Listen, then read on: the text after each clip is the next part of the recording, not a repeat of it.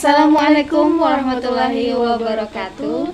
Halo semuanya, perkenalkan kami dari kelompok Duo Regression. Saya Tasrifa dengan NIM 2362746. dan saya Alienaya dengan NIM 2362733. Kami adalah mahasiswa program studi Sistem Informasi Fakultas Sains dan Teknologi di UIN Dato Karama Palu. Dan saat ini kami sedang menempuh semester 4 dan ini merupakan tugas UAS mata kuliah statistika. Nah, adapun dosen pengempu kami yaitu Ibu Tiara Wahyu Anggraini MPD. Dan judul penelitian yang kami angkat dalam tugas ini adalah Pengaruh overload tugas akademik dan kecemasan finansial terhadap kualitas tidur mahasiswa UIN Dato Karama Palu. Kami memilih judul ini karena merasa relate dengan kehidupan kita sebagai mahasiswa. Dan banyak dari kita terkadang mendapatkan tugas yang menumpuk di waktu bersamaan. Nah, sambil memikirkan biaya kuliah bahkan keperluan sehari-hari.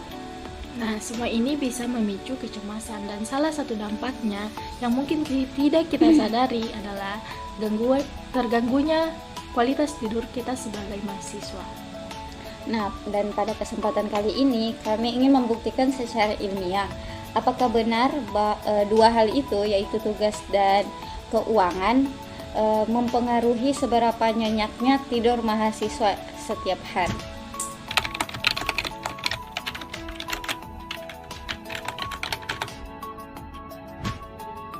Baik teman-teman, di sini saya akan memperlihatkan cara membuat Google Form-nya. Pertama itu, di sini saya sudah menyediakan beberapa pernyataan sesuai yang dibutuhkan. Di sini ada 15 pertanyaan dan indikator yang kami miliki di sini ada 9 indikator dan 3 variabel. Setiap variabel itu berbeda-beda, dia punya banyak indikatornya. Di sini X1-nya ini ada 2 indikator, X2-nya ada 4 indikator, dan variabel Y-nya itu ada 3 indikator. Nah, di setiap pernyataan juga ada jenisnya, di mana pernyataan negatif dan positif. Mungkin langsung saja di sini saya akan memperlihatkan pembuatannya.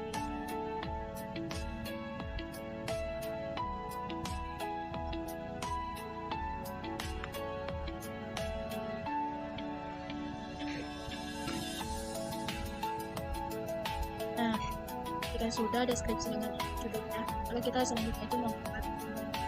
Kita langsung saja menyalin setiap pertanyaan.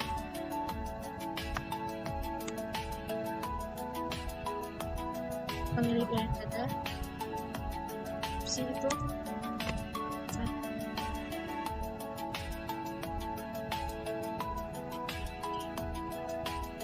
opsi jangan lupa kita buat dekat. Selanjutnya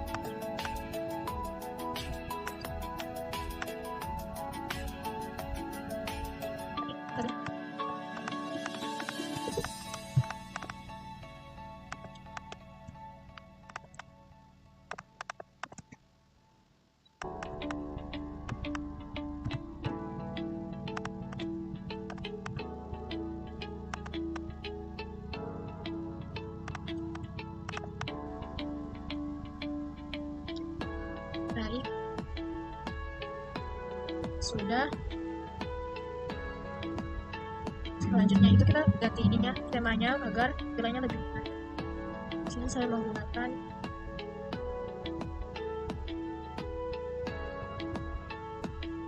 kita lagu.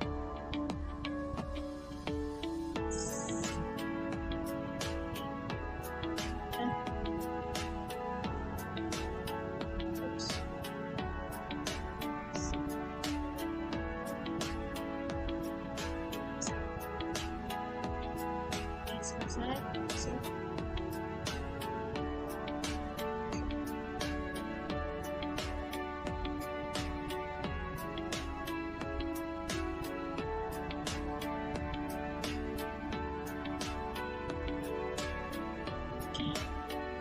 Nah,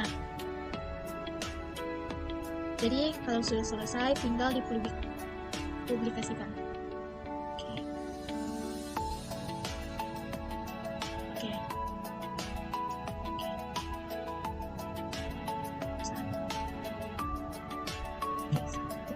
itu saja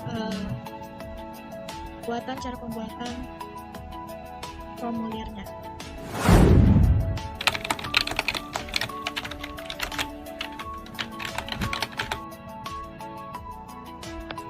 Nah, jadi teman-teman, di sini saya akan menjelaskan dari mana indikator yang saya sumber-sumber dari indikator ini.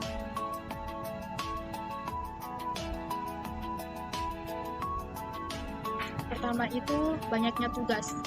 Indikator pertama ini berkaitan dengan banyaknya tugas dalam waktu bersamaan serta kemampuan manajemen waktu dan tekanan tugas peneliti.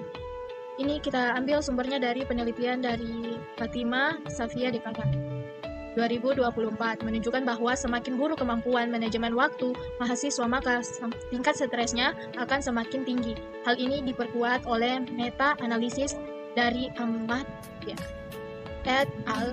2021 yang menyatakan bahwa manajemen waktu yang buruk adalah salah satu faktor terbesar penyebab kegagalan akademik. Jadi pengelola tugas dan waktu adalah kunci penting untuk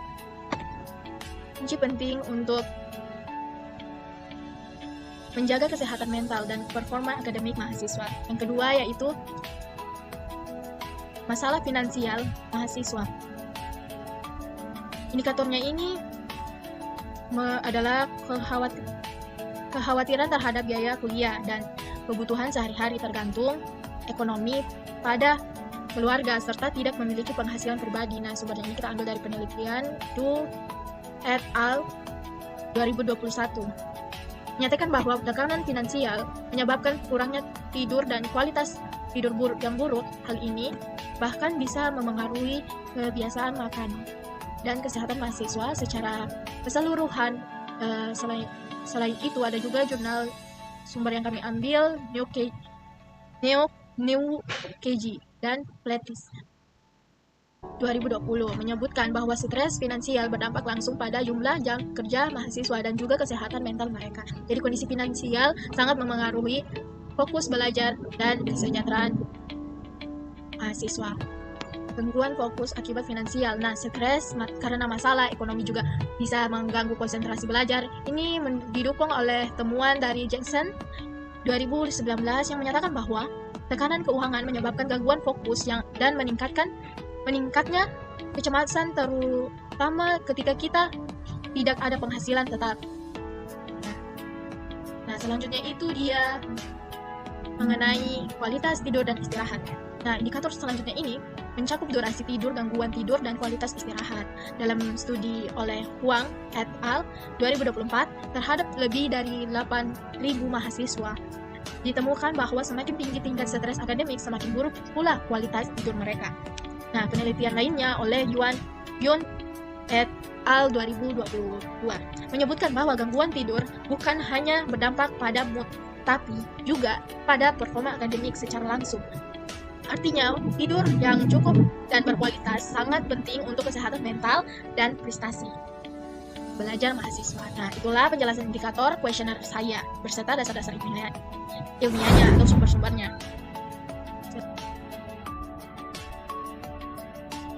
Dalam penelitian ini, kami menetapkan populasinya yaitu mahasiswa aktif Universitas Islam Negeri Dato Karama Palu dari berbagai jurusan. Nah, kami tidak menetapkan jumlah sampel secara pasti dari awal, karena proses pengumpulan data dilakukan secara daring melalui Google Form. Nah, kami menggunakan pendekatan confidence sampling, yaitu teknik pengambilan sampel berdasarkan kemudahan akses dan kesediaan responden untuk mengisi kuesioner secara sukarela. Nah, dari proses penyebaran yang dilakukan melalui grup WhatsApp, kami berhasil mengumpulkan data dari 31 responden mahasiswa aktif. Nah, jumlah ini dianggap cukup untuk dianalisis karena sesuai dengan ketentuan minimum untuk penelitian kuantitatif sederhana yang menggunakan regresi linear berganda. Itulah penjelasan mengenai populasi sampel dan teknik sampling yang kami gunakan dalam penelitian ini.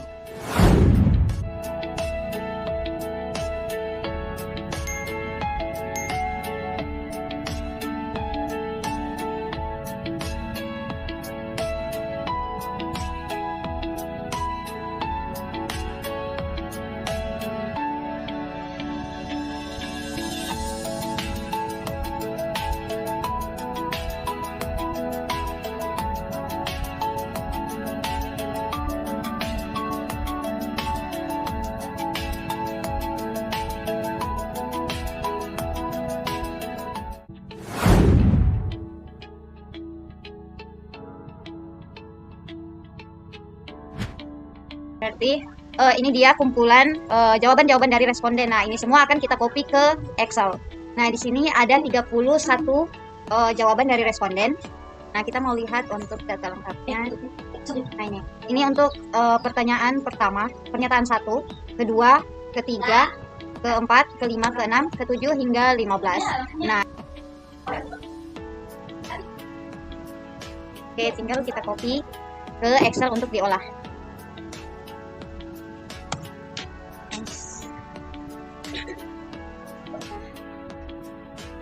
Oke, di sini sudah ada data dari kuesioner, data dari responden, jawaban dari responden. Nah, kita beri keterangan dulu agar lebih jelas.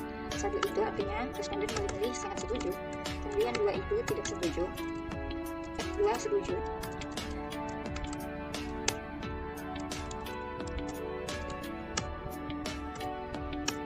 Kemudian 3 itu netral. 4 tidak setuju.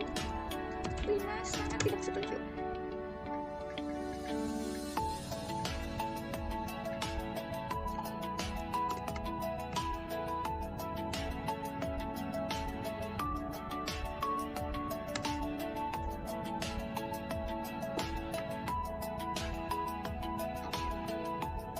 Selanjutnya kita akan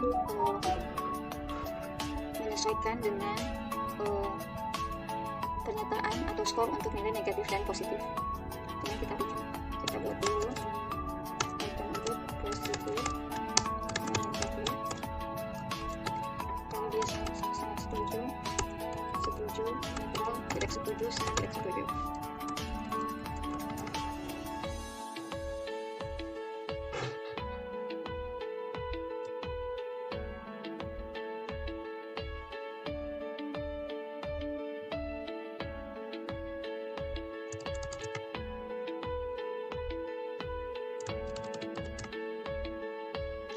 Untuk pernyataan positif sangat setuju nilainya 5, setuju 4, netral 3, tidak setuju 2, sangat tidak setuju 1. Nah, negatif itu kebalikannya, sangat setuju itu nilainya 1. Kemudian setuju 2, netral 3, tidak setuju 4, sangat tidak setuju 2. Oke, sekarang kita buat untuk tabelnya, kita copy saja.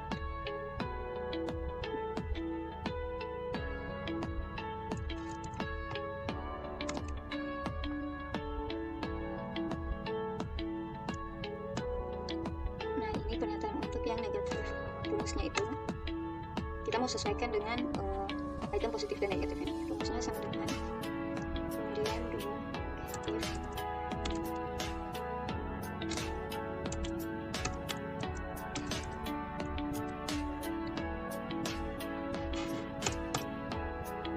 ini kita pilih responden 1, pernyataan 1 sama dengan jika dia nilainya 1, ini untuk negatif. Jika dia nilainya 1, artinya dia memilih sangat setuju 1, maka dia nilainya 1.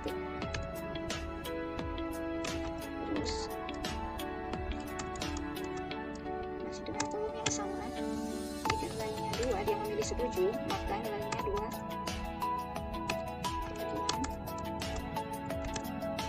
Jika dia memilih 3 atau netral, berarti nilainya 3.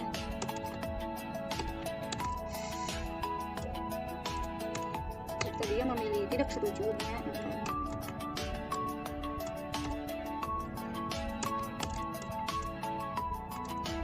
Jika dia memilih 5 atau sangat tidak setuju, maka nilainya 5.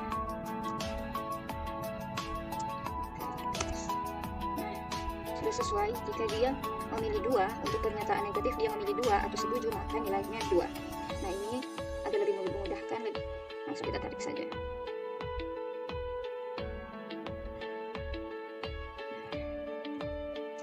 Begitupun dengan yang positif. Nah, kita tinggal copy rumusnya saja dulu.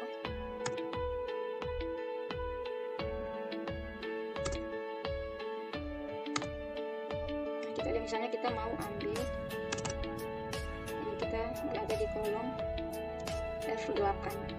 Nah, F8 dia kalau positif, jika nilainya 1 atau sangat setuju, maka nilai poinnya itu 5. Masih dengan kolom yang sama, Kalau dia pilih 2 maka nilainya 4 atau setuju. Jika dia memilih 3 atau netral maka nilainya 3. Jika dia memilih 4 atau tidak setuju maka nilainya 2. Nah, contoh yang sama, jika dia memilih 5 atau sangat tidak setuju maka nilainya 1. Kita enter, sudah kita lihat tidak nilainya 3 artinya positif netral, maka harus di sini. Nah, dia juga pilih 3 netral. Oke, lebih mudah tinggal kita tarik.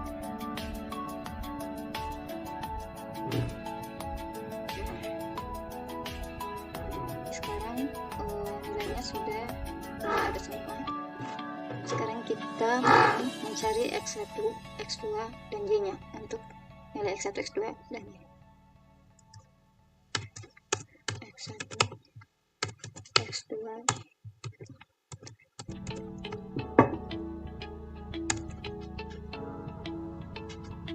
nah caranya itu untuk X1 kita sudah lihat X1 sini. Untuk item 1 sampai 5 maka itemnya kita jumlahkan rumusnya sama dengan 10.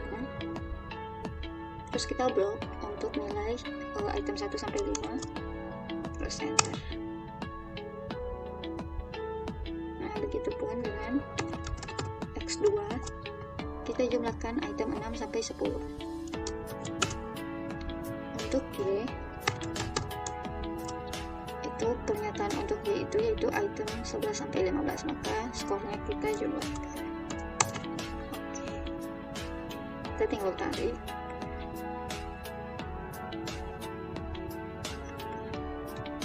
Nah sekarang kita sudah mendapatkan nilai untuk X1, X2, dan Y.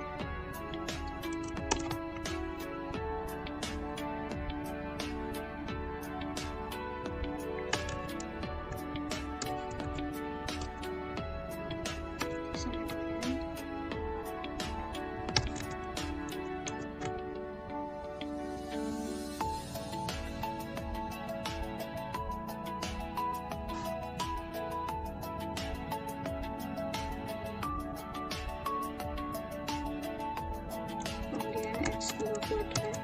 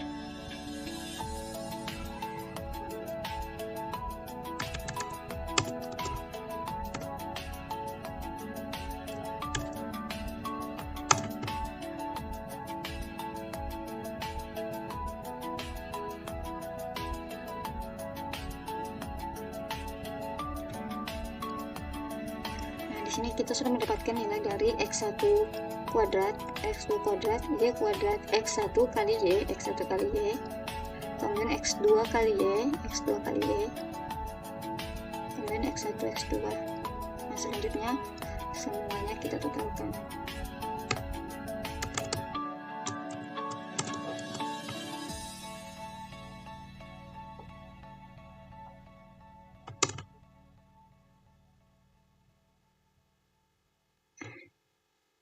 Kita warnai dulu.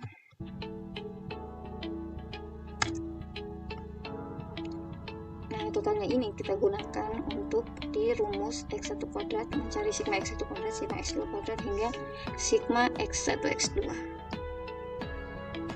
Oke, rumusnya di sini sama dengan X1 kuadrat, artinya sigma X1 kuadrat, jadi total dari X1 kuadrat ini kurang sigma X1 jumlah X1 dikuadratkan dibahagi jumlah banyaknya data yaitu 31. Nah, hasilnya 256,871. Kemudian sigma X2 kuadrat sama dengan sigma X2 kuadrat kurang sigma X2 dikuadratkan per banyaknya data. Sigma X2 kuadrat dikurang sigma X2 ini dikuadratkan di pangkat 2, kemudian dibagi banyaknya data. Selanjutnya sigma Y kuadrat, rumusnya itu sigma Y kuadrat dikurang sigma Y sigma Y kuadrat, nah ini kurang sigma Y di pangkat 2 bahagi banyaknya data. Kemudian sigma X1Y, rumusnya itu sigma X1 kali Y sama dengan mana sigma X1 kali Y, nah ini dikurang sigma X1 kali sigma Y, sigma X1 dikali sigma Y dibahagi banyaknya data 31. Selanjutnya sigma X2Y sama dengan X2Y, sigma X2Y kurang sigma X2 dikali sigma Y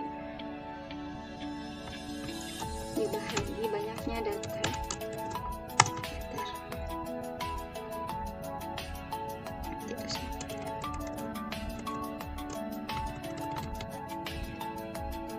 Sama dengan sigma X1 X2, rumusnya itu sigma X1 X2 dikurang sigma X1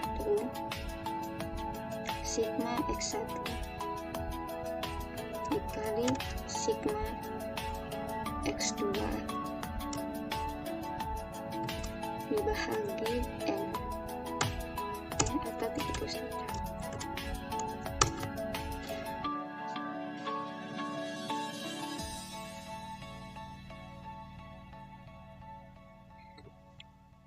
Oke, kita sudah mendapatkan hasilnya. Sekarang kita masukkan ke rumus untuk mencari nilai A, B1, dan B2.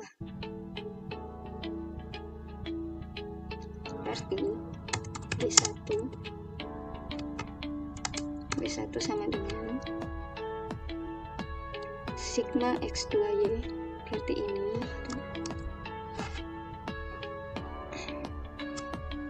sigma X2Y X2 kuadrat dikali sigma X1Y dikurang sigma X2Y dikali sigma X1 X2. Nah, ini kita bagi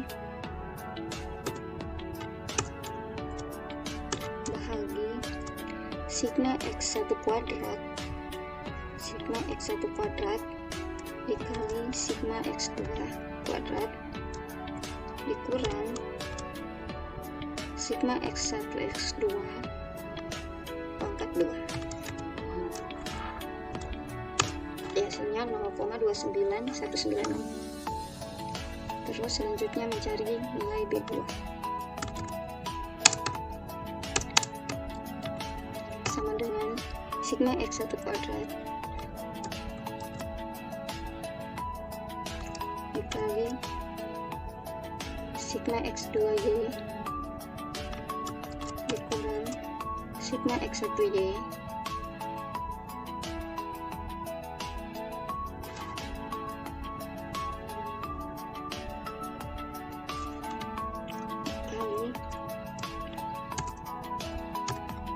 sigma X1 X2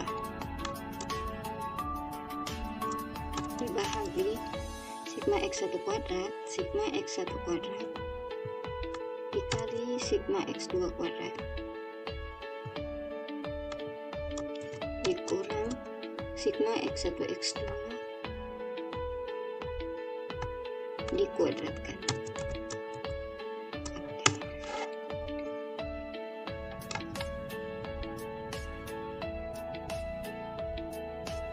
Selanjutnya nilai A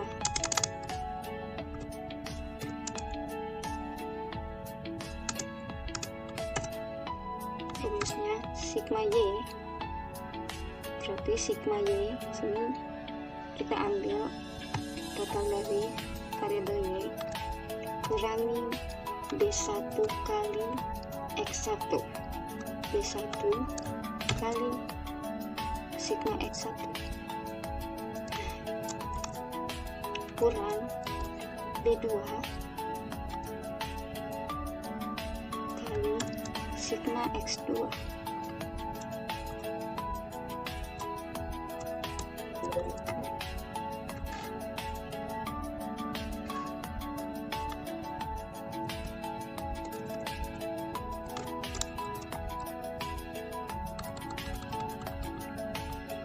bahagi banyaknya data 31. Oke, jadi didapatkan nilai A itu 6,59067. Oke, di sini sudah kita dapatkan untuk persamaan regresi linearnya. Nah, di sini artinya jika tidak ada pengaruh X1 dan X2 maka keduanya sama atau keduanya sama dengan 0, maka nilai Y-nya itu diperkirakan 6,59067. Nah, kemudian untuk koefisien X1 artinya itu setiap kenaikan 1 unit pada variabel X1 dengan X2 tetap akan meningkatkan nilai Y sebesar 0,29196. Kemudian untuk variabel X2-nya itu setiap kenaikan 1 unit pada variabel X2 dengan X1-nya itu tetap akan meningkatkan nilai Y sebesar 0,2988. Jadi X1 ini memiliki pengaruh positif terhadap Y dan juga X2 ini memiliki pengaruh positif terhadap Y. Nah, sekarang kita tes untuk uji statistiknya secara otomatis di Excel. Kita lihat, kita buka mendata, kemudian data analyze, kemudian cari regression, kemudian input untuk variabel Y-nya itu 9 sampai 20. Nah, selanjutnya untuk variabel X kita blok semua variabel X-nya. Nah, selanjutnya kita pilih untuk output range-nya, kita mau pilih di mana kita akan letakkan hasilnya. Kita letakkan di sini. Langsung saja kita oke. Nah, oke, di sini dapat kita lihat bahwa nilai koefisiennya itu sama seperti yang kita dapatkan di sini, nilai persamaan regresinya. Nah, di sini intercept atau nilai Y-nya itu 6,59067 sama. Kemudian untuk X variabel 1 yaitu 0,29196 sama. Kemudian X variabel 2 dapat nilai 0,2987. Nah, 87 dibagi jadi 88. Di sini untuk tabel-tabelnya sudah kami masukkan di Word. Nah, di sini pada output summary itu dilihat di nilai adjusted R-squared-nya, nilainya itu 0,1048 atau 10,48%. Artinya angka ini adalah R-square yang telah disesuaikan dengan jumlah variabel dalam model, dan ini masih tergolong rendah karena menunjukkan model memiliki kemampuan prediksi yang terbatas. Kemudian untuk bagian ANOVA kita lihat di bagian F dan signifikan F-nya, F hitungnya. Nah, nilai F hitungnya itu 2,757 dengan signifikansi F 0,0807. Karena nilai signifikannya 0,0807 lebih besar dari 0,05, maka secara simultan overload tugas akademik atau X1 dan kecemasan finansial atau X2 tidak berpengaruh signifikan terhadap kualitas tidur atau Y pada tingkat signifikan 5%. Kemudian pada tabel koefisien atau uji T parsial itu dapat kita lihat bahwa nilai X1 variabelnya itu T-statnya nilainya 1,4326, kemudian p-value-nya 0,1630. Artinya karena 0,1630 ini atau p-value-nya lebih besar dari 0,05, maka tidak berpengaruh signifikan terhadap kualitas tidur. Kemudian untuk variabel keduanya atau X2, dia memiliki nilai T-stat 1,5414 dan p-value-nya 0,1344. Nah, karena p-value-nya lebih besar dari 0,05, maka tidak berpengaruh signifikan terhadap kualitas tidur. Maka X2 ini tidak berpengaruh signifikan terhadap tidur. Jadi teman-teman, saya akan memperlihatkan cara menghitung menggunakan SPSS. Di sini pertama-tama kita salin terlebih dahulu data set yang kita miliki yang telah dihitung oleh teman saya sebelumnya. Yang kita ambil hanya 3 variabel data mentah ini. Salin. Setelah itu kita ke SPSS. Setelah kita ke SPSS, kita Ctrl V atau paste datanya. Nah, inilah data-data yang kita akan hitung. Nah, selanjutnya itu kita ke variabel view. Nah, di variabel view ini kita akan mengganti nama variabelnya sesuai nama variabel yang kita miliki. Yang pertama x1, di mana x1 ini adalah tugas overload.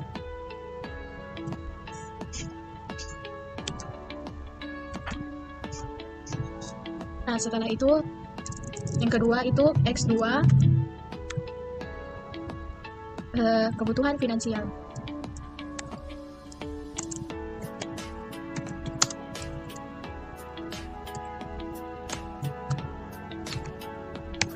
Nah, yang terakhir yaitu Y. Mana Y ini merupakan kualitas hidup mahasiswa. Tapi di sini kita hanya menaruh kualitas tidur.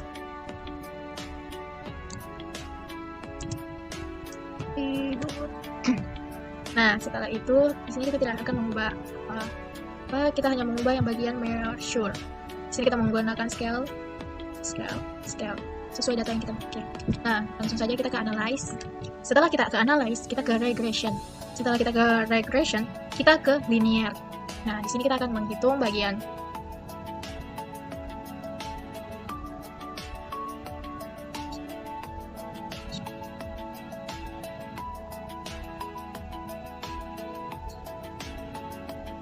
Nah, di sini sudah ada ketiga nama variabel yang kita miliki. Di sini ada kolom yang namanya dependent dan independent, di mana dependent ini merupakan nilai Y. Nah, nilai Y ini kita masukkan ke dalam Nah, sedangkan X1 dan X2 ini kita salin, kita masukkan ke independent. Setelah itu kita memastikan bahwa statistiknya itu estimates dan model fit. Jika sudah, continue. Nah, langsung saja kita oke. Nah, inilah hasil dari SPSS saya. Selanjutnya itu saya akan menjelaskan hasil analisis regresi linear berganda menggunakan SPSS ini. Nah, di sini kita hanya fokus kepada model summary, ANOVA, dan koefisien. Nah, tabel summary ini yang kita lihat yang kita ambil hanya R-square yang pentingnya. Nah, R-square-nya kita sebesar 0,6165 dan adjust yang artinya model regresi ini hanya mampu menjelaskan 16,5% variansi kualitas tidur mahasiswa, sedangkan sisanya 83,5% yang dipengaruhi oleh faktor-faktor lain yang tidak diteliti di dalam penelitian ini, seperti faktor kesehatan, fisik, kebiasaan tidur, penggunaan gadget, atau faktor psikologis lainnya. Selanjutnya itu kita lihat bagian ini, nilai adjust R-square sebesar 0,105, menunjukkan nilai R-square yang telah disesuaikan terhadap jumlah variabel dalam model. Nilai ini masih tergolong rendah, sehingga model regresi dalam penelitian ini memiliki kemampuan prediksi yang kurang kuat. Nah, selanjutnya itu kita ke tabel kedua, yaitu tabel ANOVA, atau uji F, atau uji simultan. Nah, di sini kita lihat nilai F-nya. Di nilai F ini sebesar 2,757. Dengan nilai signifikansi 0,081. Karena nilai sig 0,081 lebih besar daripada 0,05, maka dapat disimpulkan bahwa secara simultan variabel overload, tugas akademik, dan kecemasan finansial tidak berpengaruh signifikansi terhadap kualitas tidur mahasiswa UIN Dato Karma Palu. Dengan demikian, hipotesis ketiga yang menyatakan bahwa X1 dan X2 secara bersama-sama berpengaruh terhadap kualitas tidur atau ditolak. H3 ditolak. Nah, selanjutnya itu kita ke tabel koefisiensi. Koefisiens atau UJT atau uji parsial. Pada tabel koefisiens, hasil analisis menunjukkan nilai sebagai untuk variabel overload tugas akademik X1, nilai T hitung sama dengan 1,433, sedangkan nilai signifikansi sama itu sebesar 0,163. Karena 0,163 lebih besar daripada 0,05, maka secara parsial, variabel overload tugas akademik tidak berpengaruh signifikansi terhadap kualitas tidur mahasiswa. Untuk variabel kecemasan finansial X2, nilai T hitung sebesar 1,541 dan nilai signifikansinya sebesar 0,134. Karena 0,134 itu lebih besar dari 0,05, maka secara parsial variabel kecemasan finansial juga tidak berpengaruh signifikansi terhadap kualitas tidur mahasiswa. Nah, berdasarkan kedua hasil uji T tersebut, dapat disimpulkan bahwa hipotesis pertama atau hipotesis 1 dan 2 dalam penelitian ini juga ditolak. Nah, persamaan regresi. Berdasarkan tabel koefisiensi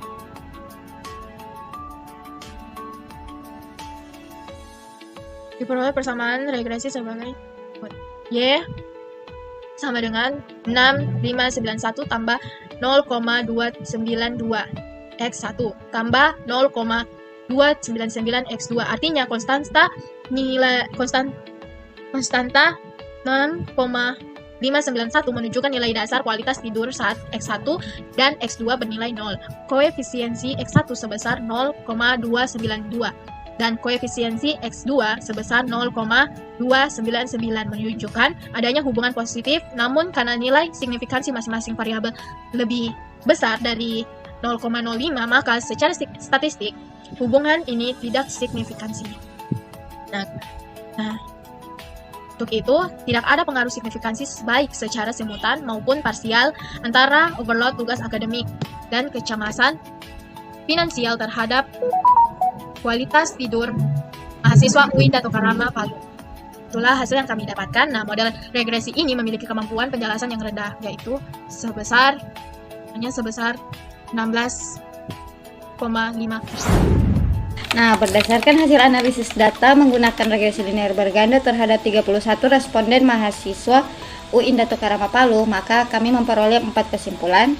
Yang pertama itu, overload tugas akademik atau X1 tidak berpengaruh signifikan secara parsial terhadap kualitas tidur mahasiswa.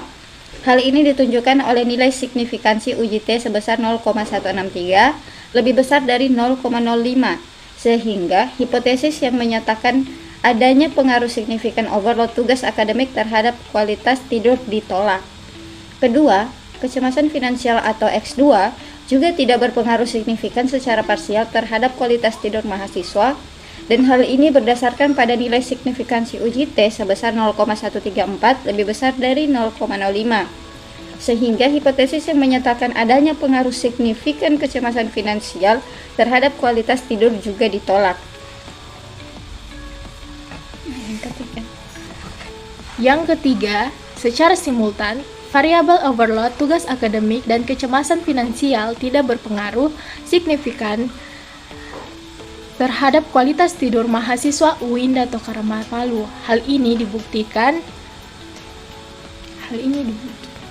melalui nilai signifikansi uji F sebesar 0,081 yang lebih besar dari 0,05 dan F hitung 2,757 yang lebih kecil dari F tabel 3,340, sehingga hipotesis alternatif H1 ditolak. Yang keempat, nilai koefisien determinasi R kuadrat sebesar 16,5% menunjukkan bahwa model regresi ini hanya mampu menjelaskan 16,5% variansi perubahan kualitas tidur mahasiswa, sedangkan sisanya sebesar 83,5% dipengaruhi oleh faktor-faktor lain yang tidak diteliti dalam penelitian ini. Di penelitian ini hanya melibatkan 31 responden mahasiswa UIN Dato Karama Palu, sehingga hasilnya belum dapat digeneralisasikan secara luas. Oleh karena itu disarankan untuk peneliti selanjutnya melakukan dengan jumlah responden yang lebih besar dan melibatkan mahasiswa dari berbagai kampus atau program studi, serta menambahkan variabel lain seperti kondisi fisik, kebiasaan penggunaan gadget sebelum tidur, atau tingkat stres psikologis. Nah, dengan demikian model penelitian dapat menjadi lebih komprehensif dan akurat dalam memprediksi kualitas tidur mahasiswa. Mungkin itu saja yang dapat kami sampaikan dalam video ini. Lebih dan kurangnya kami mohon maaf. Wabillahi taufiq wal hidayah. Wassalamualaikum warahmatullahi wabarakatuh. Terima kasih. Bye.